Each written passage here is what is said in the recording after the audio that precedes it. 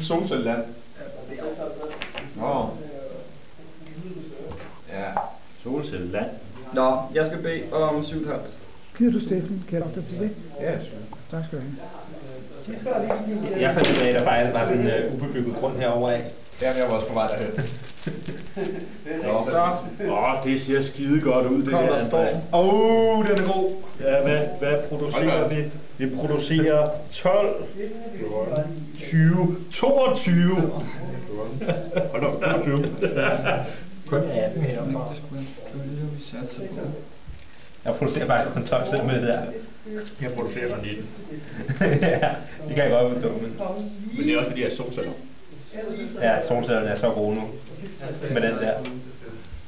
De er meget godt at have sådan backup på dæmningerne. Ja.